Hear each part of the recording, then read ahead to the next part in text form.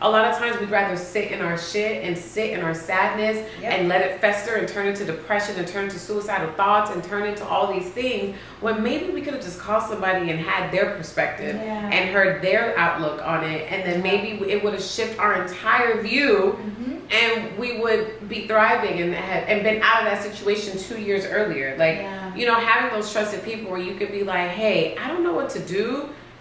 And it's okay if you don't know what to do either, but maybe we both know what to do together. And that a lot of times. We talk this thing, make sure you're paying attention to how do they treat the secrets of other people? How do they talk about their other friends? You know, how do they show up for, you know, the people who they have to maybe take care of in their lives? Not just children, but maybe, you know, is it their parents? Are you listening to how they say they grew up so that you can have a better understanding and give them maybe a little bit more grace because of what they've gone through, but also to recognize that, yes, even in me giving you grace, I also understand that I can't move in certain ways around you because you don't have the level of responsibility to manage what comes with that.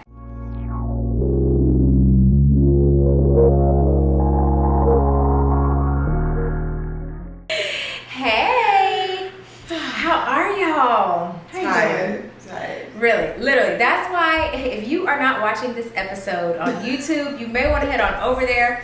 We had to put on our PJs for this one because the exhaustion is real. If you're watching it on YouTube, you see that it's like nighttime. We're in PJs. We got a blankie. We got a glass of wine. I got a mocktail. You know what I mean? So we're going to have a little girl talk. Just a little bit. Just a little girl talk. So you know how they always tell you to check on your strong friend, and how as couples you're supposed to, or you should be, I don't want to say, actually I don't want to say should either. As couples, if you want to have a really strong relationship, it's important that you consistently have check-ins, making sure like, hey, where is the other person? Where are you currently? What can you both do to ensure that you are doing what the other person needs and desires in the season of their life? But we have yet to see that where people believe you should do that with your friends.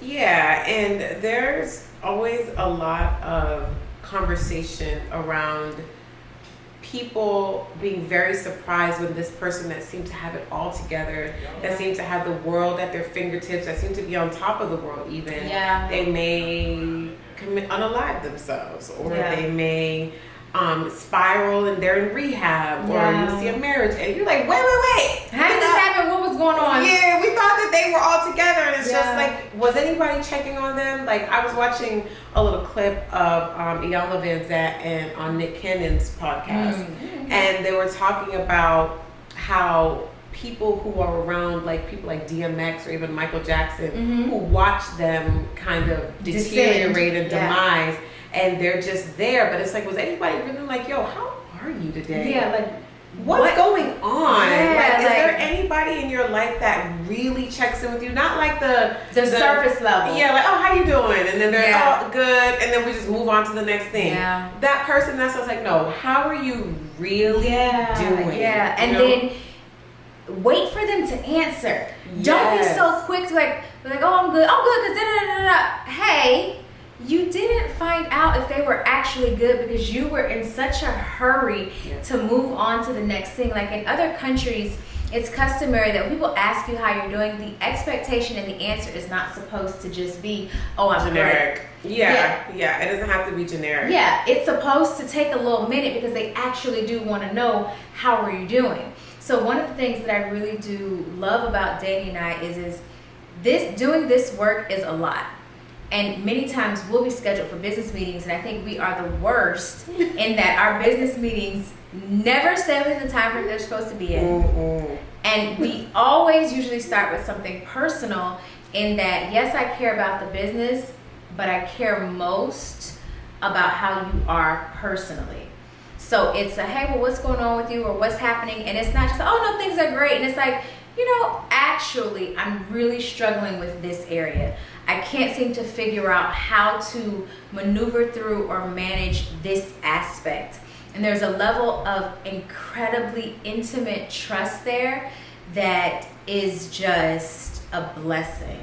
Yeah, it really is, and it's very underrated to be able to just kind of be your full self with somebody, and to just have we should all have at least one person that we can go to and just like bear it all and not feel judged, not feel like, you know, they're gonna take that information and tell other people. Like, there's these sacred spaces that I believe that women have this really magical ability to cultivate among each other when we allow it. And it creates like this really beautiful, safe space to be vulnerable. And it's one of the reasons I'm such a big advocate for women and women being in deep friendship and sisterhood is because I don't think we can really ascend and evolve to the highest levels without having each other to kind of like hold us down and propel us along the way, you know? Because if you are just propelling, you could fly off into the ethos. You need somebody to bring you back down to earth. You also need somebody to anchor you in, hey, this is your what is it, your peer, or where is it, a strong suit, or your stronghold. And many people think of a stronghold and they think of that as a negative, as it's something that's holding you down, and it's like, but you also we need gravity, or else we all fly floating around. Like we need gravity. You do need someone who can be a stronghold in your life, who can assist you and keep you there while also giving you the support and the foundation that you need so you can soar. I hear all the time people saying, you know, check on your strong friend, make sure your strong friend is good. But I have yet to see somebody show people how to check on a strong friend. Right. And what does a conversation, or what's an example of a conversation? Yes. You know, when you do have that friend that is moving and shaking and doing all the things and looks like an octopus. Maybe she's a mom and she's an entrepreneur and she's a sister and a daughter and she's all these things and trying to wear all these hats. And while she may carry it well and carry it with a lot of grace, a lot of times people will ignore what's really happening underneath. So we want to have a little peek into our off the air conversations that we have all the time that interrupt our business meetings, and just show you kind of how we interact off camera and what one of our typical conversations would be like. So that, because we are one of each other's strong friends, right? So, and we check on each other all the time. And, you know, sometimes we ask, sometimes we don't ask. Sometimes it's, I hear something in your voice. What's going on? So even that can be where we start. Like, how do you know when it's time to check on me? What are some things that you find that you are maybe attuned to now since we've been friends so long, or some signs, I guess, that it's like, what's going on with you?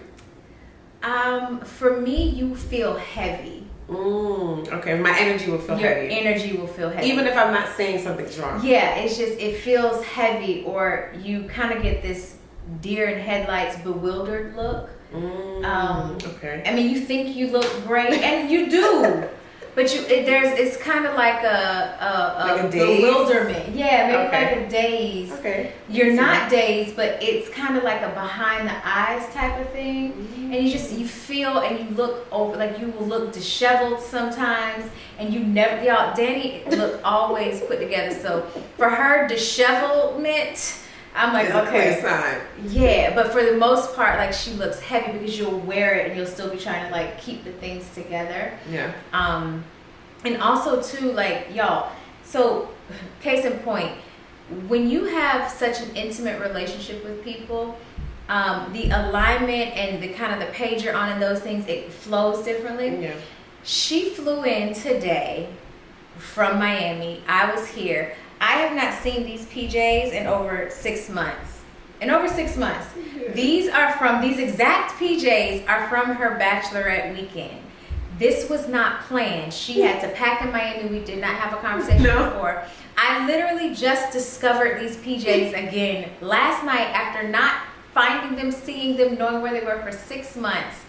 And she was like, let's put on PJs. I didn't consult her with what she was going to wear. I immediately went to these PJs and put We literally got dressed and then turned to each other. She was like, And I grabbed these last minute, like, I need something to sleep because, I like to sleep like an Egyptian. You know what I'm saying? Like I sleep with Nathan. So I didn't even think, and I was like, oh wait, I'm sleeping with somebody else. Like I need my pajamas. So I just grabbed these, and they happened to just be like sitting together. Yeah. And I was like, oh, I'll just take these. And then we last minute decided to just throw on peaches, and we happened to both. Yes. So that connection, being in relationship, not the, oh, we just go to brunch together, or oh, we're shopping buddies, but being in close, intimate relationship with your friends. You see things differently. It does require you to lay down some of the, oh, me, because it requires, or it's an invitation for you to see someone else. And to be present. Yes. I know when something is wrong with you by the tone of your voice. For me, for you, it's always in your voice. Always. There's but you have to really know Alicia to know if she's just tired or if there's something else, because her tired voice and her really stressed, overwhelmed, sad voice kind of sound the same, but there's like a different draw when you feel like defeated, or when I can tell that you're feeling overwhelmed or you're feeling sad. Yeah. It's definitely, I can feel the energy and the heaviness, but sometimes I feel like I hear it in your voice.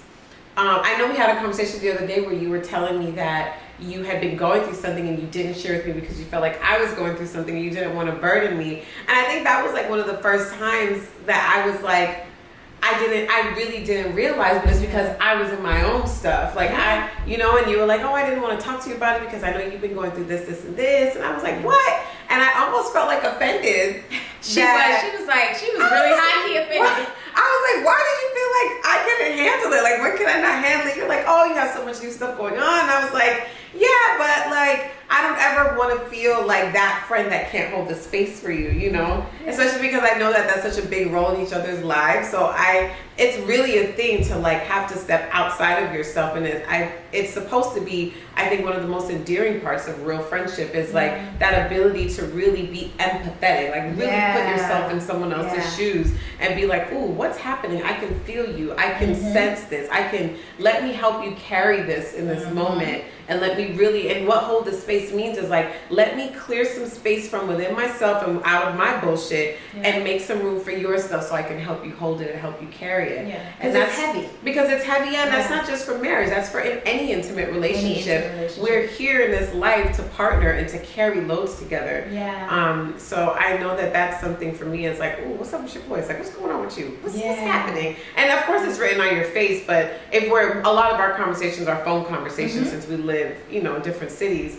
But it's definitely a thing where we can sense, or when one of us be trying to mask it because we're just trying to get through the conversation or get through the day, we don't want to talk about it. And it's like, hold on, this is way more important. Yeah. And that's one of the things for sure is pay attention to the people that you love and the people that you say you care about, so that you can notice when there's subtle changes. It's not going to always be obvious. Yeah. People when they say there's a cry for help, it's very unusual for it to be an actual cry. Yeah. It's usually these tiny, tiny signs that were there all along that nobody was paying attention to because everybody thought they were fine. And if you would have just took a little second to just ask if you're okay, or just to be like, hey, what's up with you? Like, you seem different.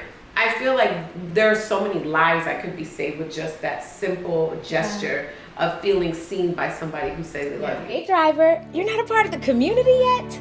Being in community is the game changer and the cheat code. And this is more than just a membership. It's your growth circle, accountability hub, and safe space for navigating the messy yet beautiful work of becoming your best self. And not only will you get exclusive tools, live access, and the support designed to help you transform your triggers, but you'll also get the tools that you need to build new habits that help you to lead with clarity, confidence, and joy. Time to create lives that feel as good as they look. See you soon, Thrive Tribe. Visit justThriveNow.com. When you hear the saying, it's the little foxes that spoil the vine, it really is that, because it's those little creepers. I know one of the things that has just been, incredibly challenging for me in this space of my life, because I'm going through such big shifts, is how do I manage all of the newness that's happening and all of the things that I no longer do as a result of the transformation that is happening. Ooh, that's what that is most challenging piece of where I'm at, from, you know, being a free-spirited gardening tool to now a person who does not give my essence away so freely. Yeah. That alone, because having such fun being Dora the Explorer with other people's children, and let me explain what I mean by that. When I say other people, I mean God's children, God's grown adult children. Let me be clear. God's grown adult consenting children. From going from that, and that being a release, and that being a way for me to manage and handle a lot of the things that I have to manage and handle, to no longer having that, to now I really have to deal with my shit because I'm not leaning on the thing that was so great at holding me up. And then to no longer drinking as well, and that too being a way, another release, that I would release and numb and be able to get through, to now, okay, I really, it like shines. You gotta sit in your shit. And it shines like a light.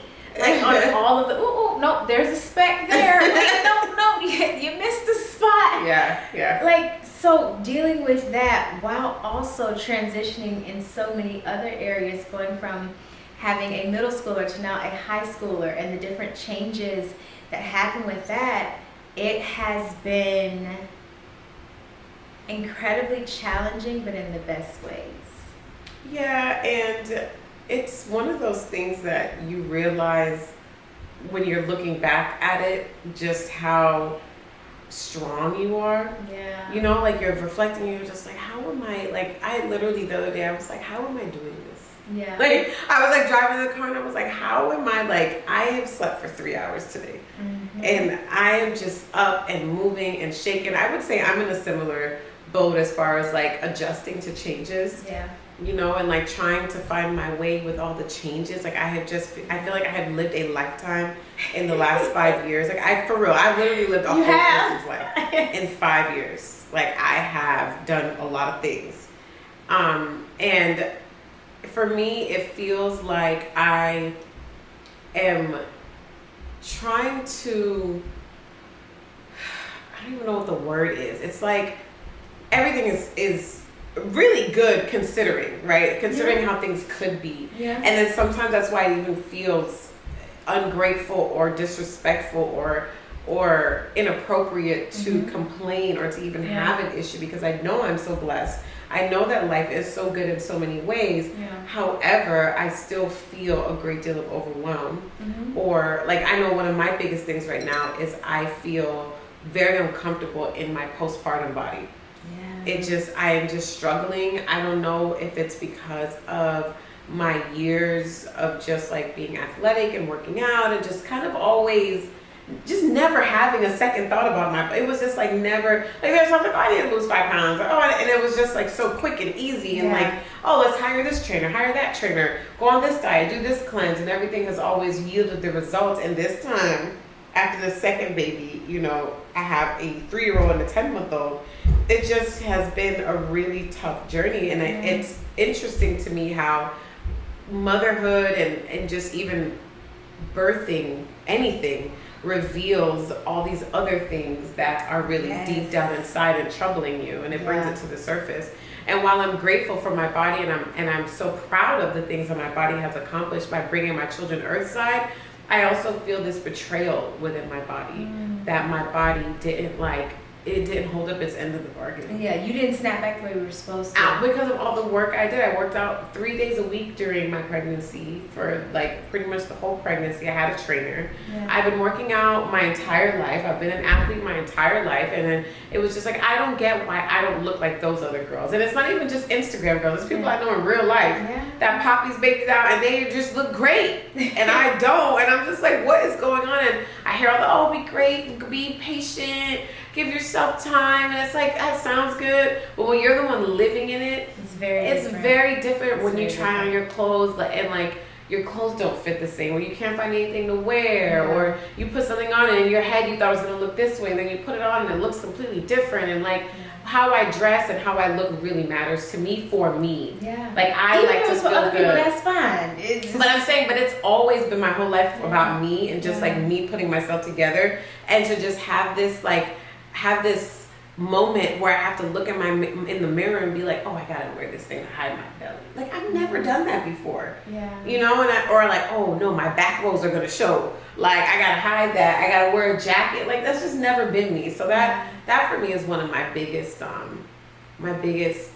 issues right now that I'm really struggling with, and I feel like it's not getting better. You know. So then, okay, if let's say worst case scenario, the next year it remains as is, what's the energy, like how will you feel, or will you be able to handle that? No, I know I won't be able to handle that. I have to do, like I have to fight. Like I work out now, like very regularly. I've been working out pretty regular since April, so I work out like 4 days a week. And the needle, I have not lost a pound. What? I have not lost a pound. Not one? Not one. Since April, we're recording this in what, August? Yeah. Since April, I work out 4 days a week, lifting weights, doing cardio, doing all the things. I have not lost 1 single pound. So supposedly, because I'm breastfeeding, some women's bodies hold on to the weight instead of them losing weight when they're breastfeeding. Okay. So for some women, because you're holding on to the weight, what's probably happening is I'm not eating enough, and my body thinks like I'm starving myself because I'm burning so many calories, but I'm not replenishing. So my goal is to try to eat more food, but it's like it feels almost impossible because of how my schedule is. So I'm trying to come up with different ways. Like maybe I don't like leftovers all week, so I'm thinking of things of like different meal prep options, or maybe just seasoning some meat and cooking it fresh, or just trying to find different ways. I think I'm gonna try to get like my steps in, but that's a little hard in Florida because it rains almost every day and it's hot, and it's just hot as Hades outside. So for me, I know I can't do another year of just not seeing the needle move at all. Yeah. So I think I will feel better if I just keep trying new things as opposed to kind of wallowing in it like I have been. Yeah. You know, because I get discouraged. I'm like, what's the point of like working out? What's the point of doing all this shit? And I still just look the same. Like I just don't see any difference after working out like harder than 99% of Americans. Like I don't get it. You know, like my husband will like work out straight for 2 weeks and he has a 6-pack, and I'm like, what the fuck? You was eating popcorn with me last night. Like, how come you look like this and I look like this? You know? So I just, I am trying to just stay focused on the solution as opposed to thinking like I'm doomed to stay like this for another year. Like there must be a way. Yeah. And that has always been the mentality for me, and I feel like it's brought me a really long way in life. I always think there has to be an answer. There has to be a way, there has to be a solution, there has to be an alternative, there must be a way. Like there just has to be. You know what I really feel like is when you have friends where you're doing, because what we're doing now, like this is an example of what our check-ins look like, right? Yeah.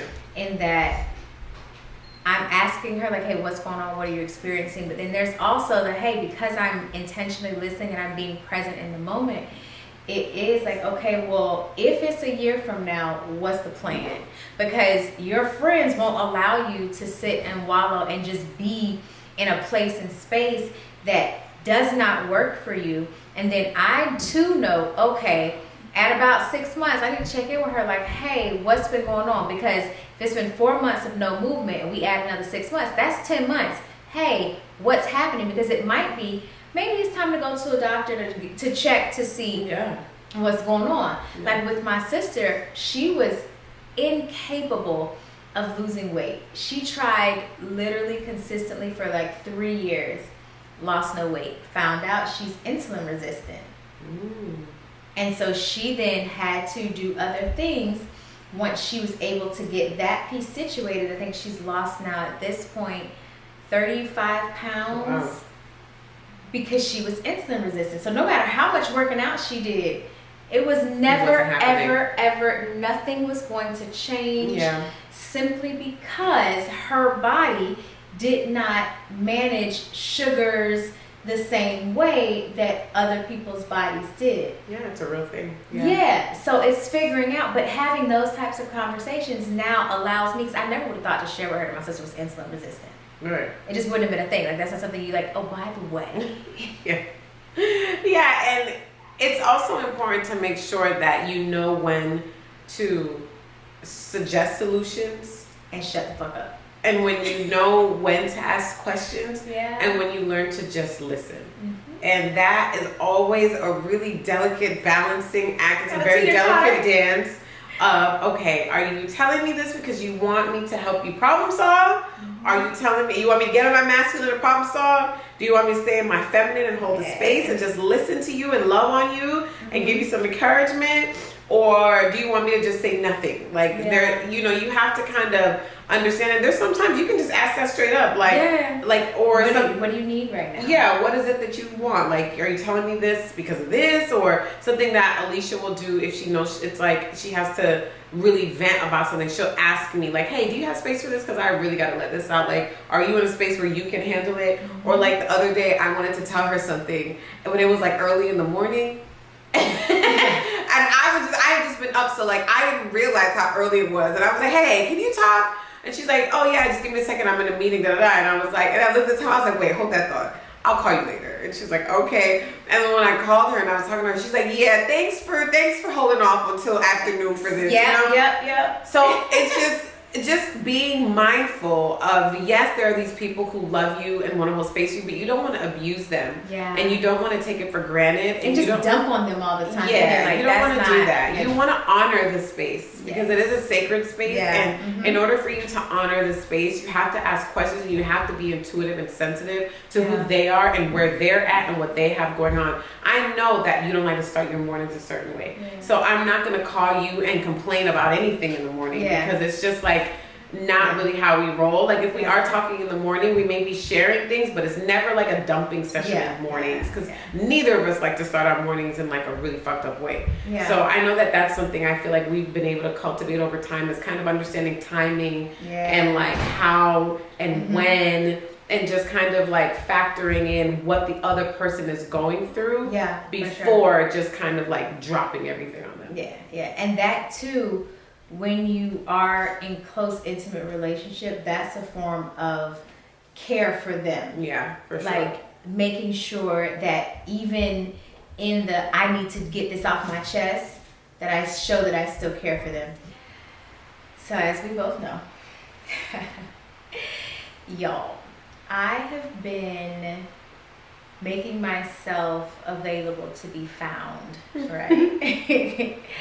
However, what I have come to realize is I am very particular, especially this time around when it comes to the person that I agreed to marry. And with this new way of being, right, where I'm not, engaging in sex so soon, where I am really getting to know the person so I know exactly who I'm dealing with, the good, the bad, and the ugly, and everybody got a little bit of all three. So it's not that I'm looking for perfection. But what I have come to realize is my standards are a bit high, and I make no apologies for it. I have some very real requirements. And also, it can get very, very tiring to constantly have to stay in my femininity while having to work as a masculine person to provide a life for you and your child. Yeah. But then also, if you say out loud what your requirements are, and I don't mean say it out loud like in a boisterous, but in like, hey, this is just the way this is the way I move, the way I operate, this is just what it is. Then having to deal with the frustration from men because you have standards and requirements, which is wild. Especially because it's like they want a woman with standards and requirements, but not when those standards and requirements are required of them. Like, especially if they can't meet said standards and requirements. Yeah, I know that's something that we talk about often with, what is causing you not to be able to be found by the person that, deserves you. And, we talked a little bit earlier about that whole, like, how do you step in and ease into your femininity? And there's so many women who are accomplished, who have multiple degrees, who are doing all the things, but for just some reason they can't seem to align in that way. And it's just, it does take a great deal of masculine energy to accomplish and to constantly be like aspiring and achieving and working really hard, and like it's exhausting. And I don't know if any man I don't know if they realize how hard it is for women to be like soft and nice and sweet and like readily available sexually when we're exhausted. Like that exhaustion is a real, like our bodies are just not really designed to be constantly exhausted. There are so many things. That's why our hearts give out. Yeah, it's why more women get autoimmune disease. It's why we like, it's just, there's a lot that happens to us due to that. And I always feel like, you know, there's the man that you need, and the man that I hope finds you is a man that is so ready to just like give you that life of ease, so that you can finally kind of flourish in this feminine space. Yeah. But we were talking about like, but the quandary is how do you attract that man while having to still stay in your masculine space to provide and protect your child? Yeah, it's literally like, okay, does the chicken come first or does the egg come first? Like how do you get that? You know, like, because if you operate too far in your femininity when you still have to take care of things, leveraging your masculine skills.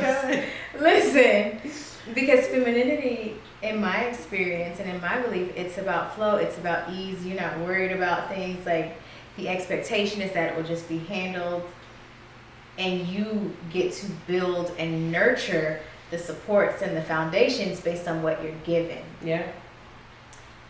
The masculine energy is you go out, you execute, you create it, you erect it, you do all the things, and then you bring it to that feminine energy to nurture and grow it. Yeah. That to me is how I define masculine and feminine. Yeah. And so if I'm heavily operating in my masculine energy, and yet the types of men that I require and desire feminine women, it's like, one of these is not alike. Yeah. But if I'm operating too much over here, then the household falls. If I'm operating too much over here, then the relationships suffer. And so it's kind of just like, this is a quandary. So what do you do? I don't know. If y'all got suggestions, y'all let us know. Yeah, what do you do? I don't know. I have to really think about it, because we just kind of like unpacked that today earlier. Like, hey, like maybe that's something, like, you know, how are you going to be able to kind of operate in that space to attract what you want? Because I don't think all women have to operate in that space, but I think for what you're looking for what I'm looking and what you need, and what like for your next chapter, and like who you want to be a wife to, that type of man requires that. Yeah, and I'm okay with that. Yeah, because I enjoy that. Like, but it's just, how do you get on that vibration? Yeah, you know what I mean? because I like taking care of my partner. Like, I find great joy in it. It is so much fun for me. Like, I like showing up for them, and also I need them to be emotionally available to feed back into me, to replenish me. Yeah. And to also take care of things financially. Like, I'm not going to play pretend like, oh, I'll 50-50 it with you, because that's a lie. Okay?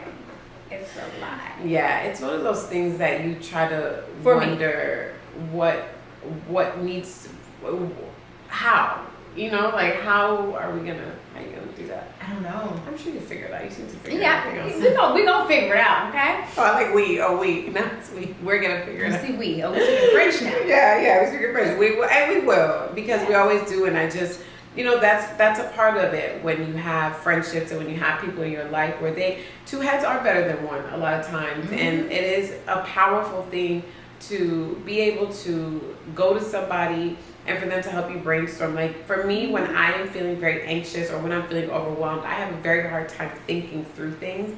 And there's so many times where I can call Alicia and I'm like, can you just help me think through this? Like, it's not like I don't need you to have the answer. I need you to sit with me and think this through with me.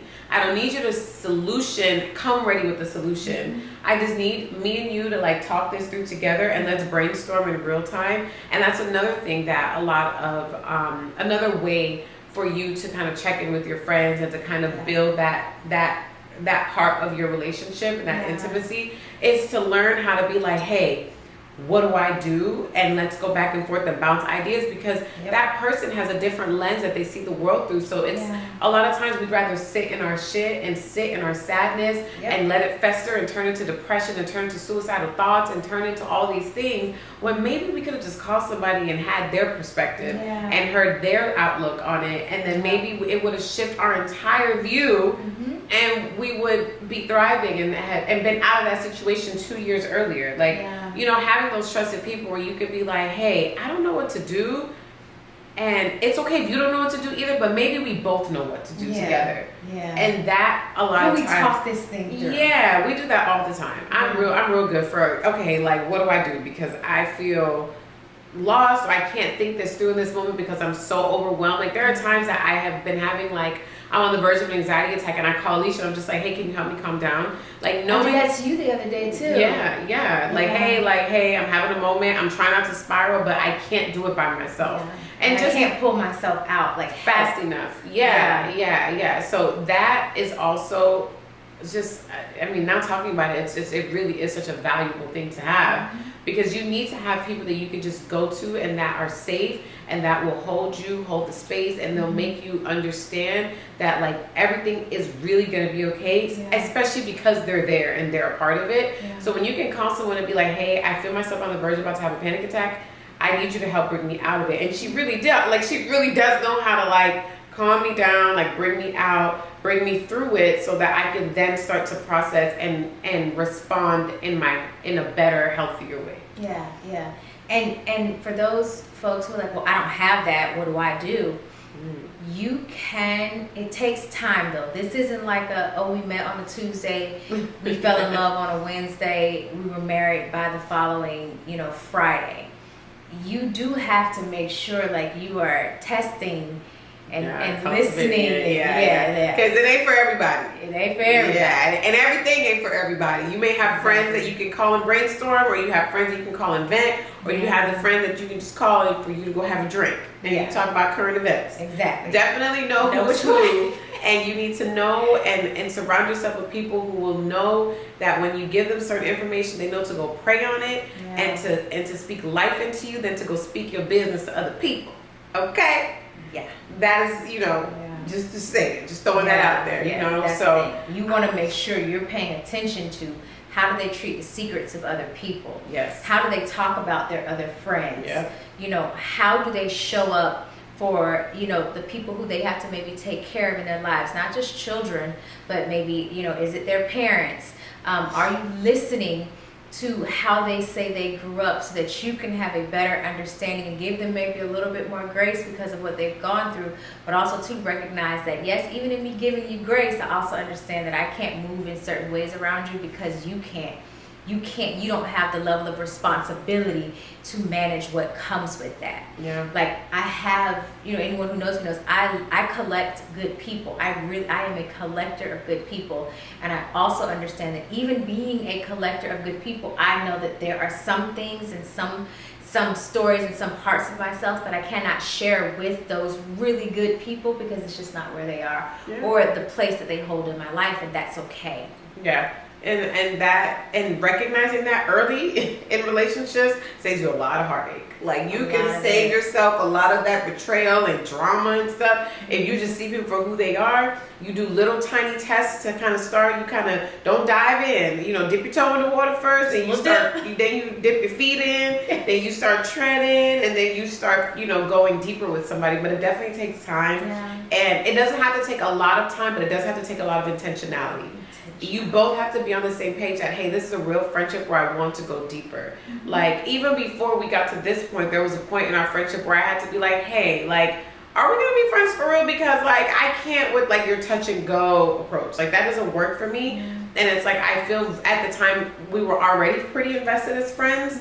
But, like, I think you had already moved, and, like, I started feeling, like, a little bit like... I moved to New York, I think. Yeah, you already moved to New York, and it was just getting to a space where it was like she was kind of just, like, blowing in and out of my life like I was a hoe. I was like, what's going on? Like, what are we? Like, what are we? Okay? Now we have the what are we conversation. Yes, because I I'm not good with, I'm an extremist by nature, so I am not good with the in-between. If you know me, you know I either love it or I hate it. I'm either with it or I'm not. I'm not good at it. I'm in the in-between. I live in the gray. She lives in the gray. I am not like that. It's either here or it's not, okay? Is we ain't.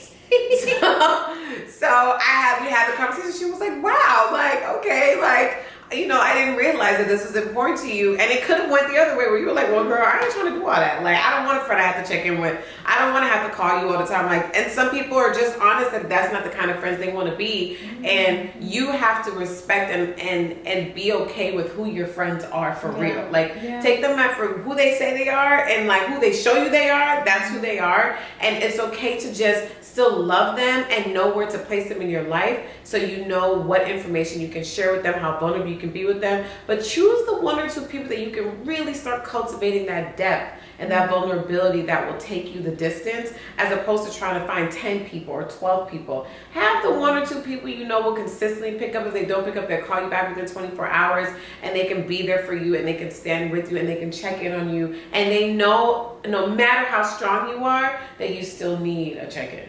Yeah. You know? Yeah. So if y'all didn't get it, how you check on the strong friend is to first lay your desire for it to always be about you down.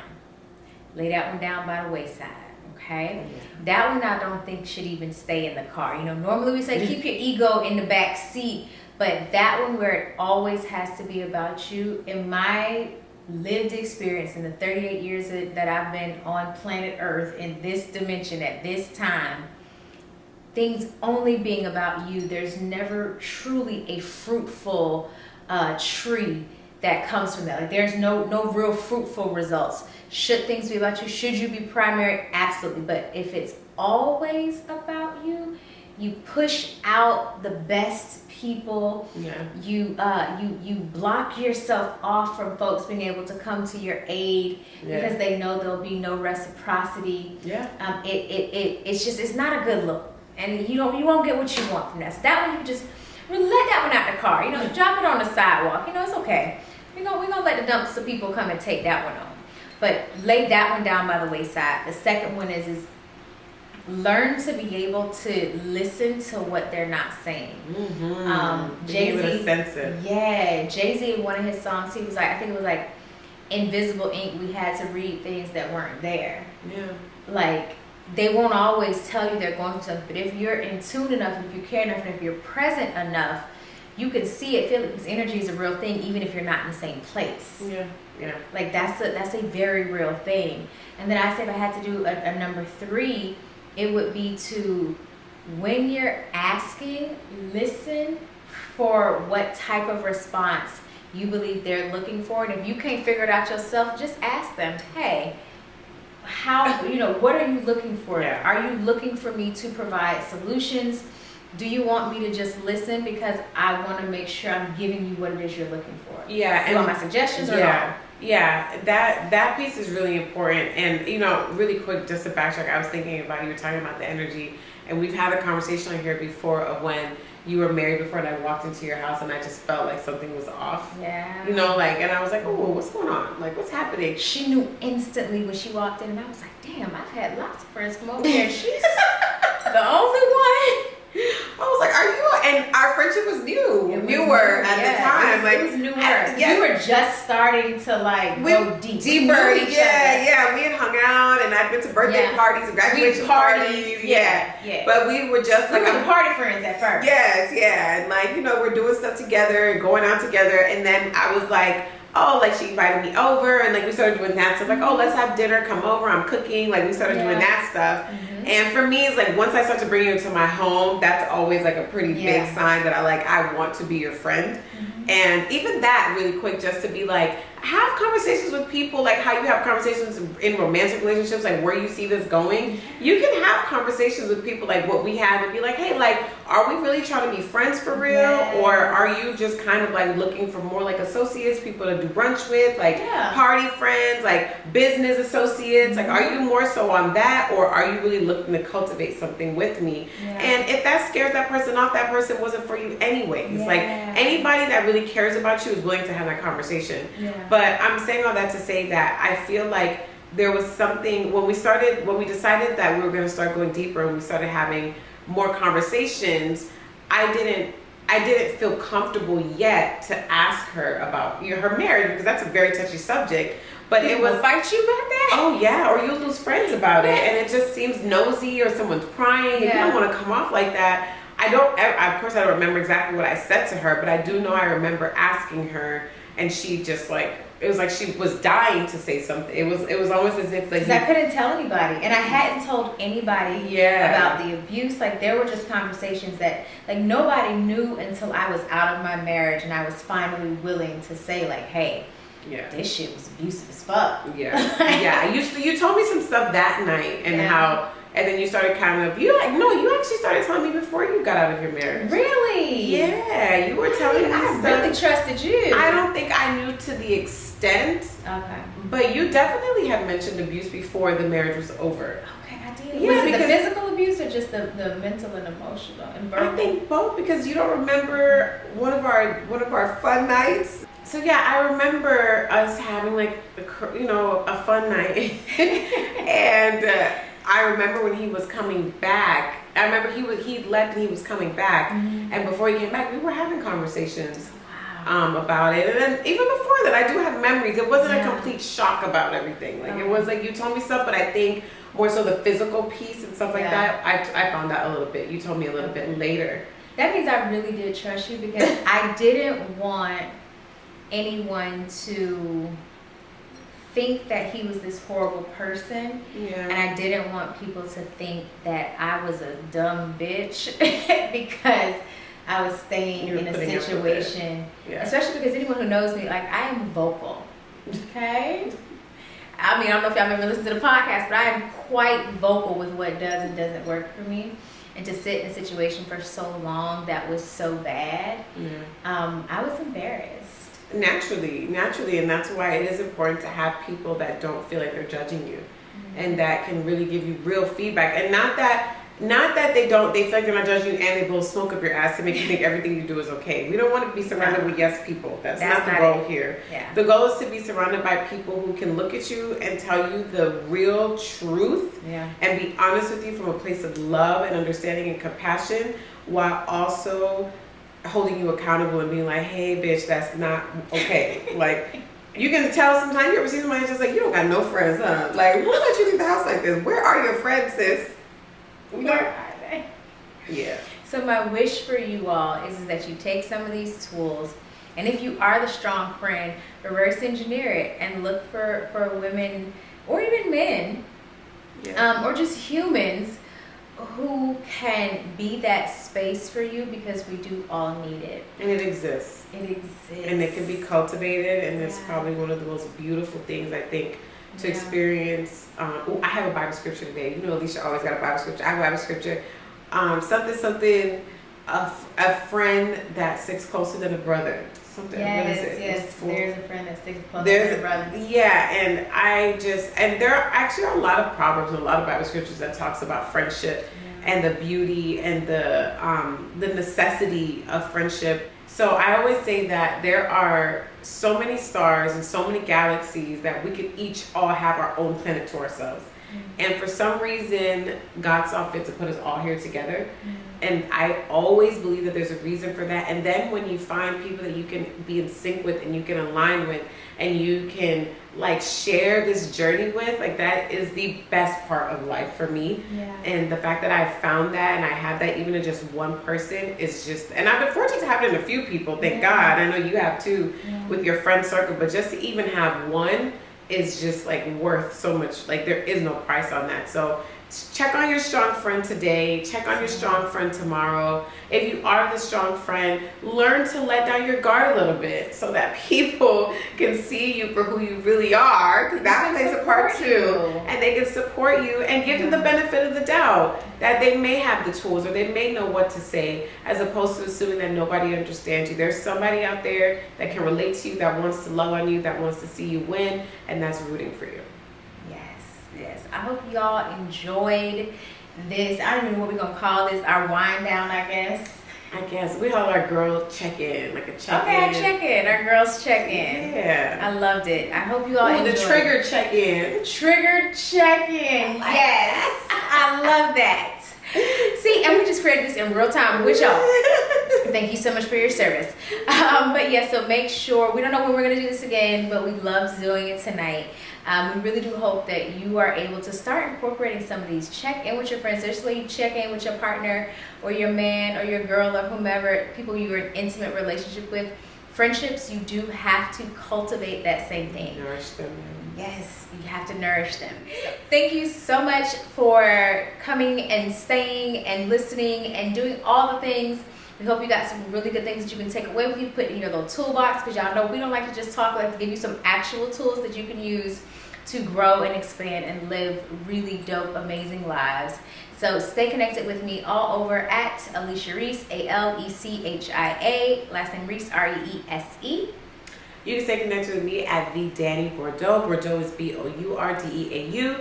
You can stay connected with Triggered at TriggeredAFPC on Instagram. And you can also go to TriggeredAFpodcast.com to stay up to date with the latest episodes. And you can go to TriggeredAFevents.com so you can see where we're coming to a city near you to chit chat and find out how we can continue healing and growing and thriving together. Thank you so much. Please share this episode with a strong friend. Please share this episode with all your friends and your mama and your auntie and everybody so that we can continue having these conversations and moving the culture forward. See you next time. Bye.